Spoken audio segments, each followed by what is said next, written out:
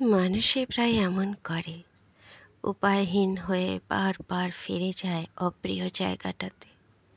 বেওয়ারিশ মুক্তির চেয়ে বন্দি হওয়াটাকে মানুষ কেন জানি না বেশি পছন্দ করে। নমস্কার বন্ধুরা, আমি আবারও চলে এলাম আপনাদের কাছে একটি সংগৃহীত গল্প নিয়ে। আশা করি আমার কণ্ঠে এটা আপনাদের শুনতে খুবই ভালো লাগছে। ভালো লাগলে নিশ্চয়ই জানাবেন। কেমন?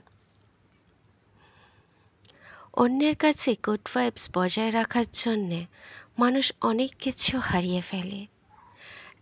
এমনকি গুড ভাইবস বজায় রাখতে রাখতে অনেকে মাঝ বয়সে এসে জীবনে অবধি হারিয়ে ফেলে। আর যারা জীবন হারায়নি তারা নিজেকে গুছিয়ে নেওয়ার অদম্য প্রয়াস করতে করতে হাঁপিয়ে গিয়েও হাল ছাড়ে না।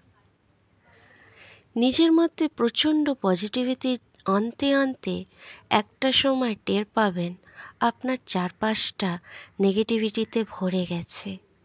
পজিটিভ মানুষ যেমন দেখতে সুন্দর, তেমনি তার স্ট্রাগল বেশি। অনুভূতি দিয়ে কিচ্ছু হয় না। মনের ভাব প্রকাশের জন্যে শব্দ প্রয়োজন, বাক্য প্রয়োজন।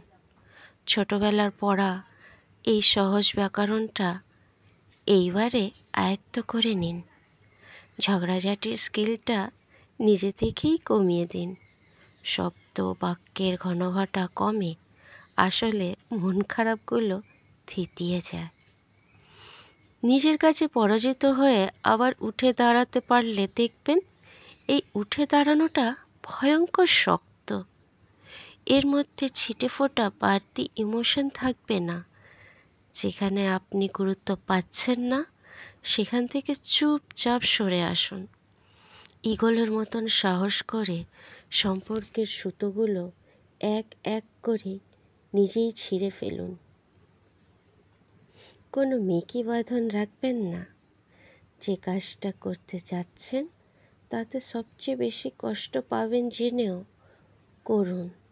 একটা সুন্দর ভবিষ্যতের দায়। নিজের শান্তি বজায় রাখার জন্যে এক প্রকার মরিয়া হয়ে উঠুন।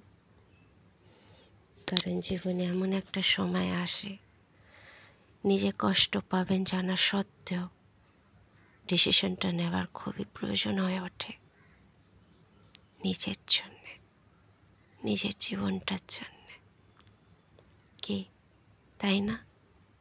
ধন্যবাদ। আজকের মতন টাটা।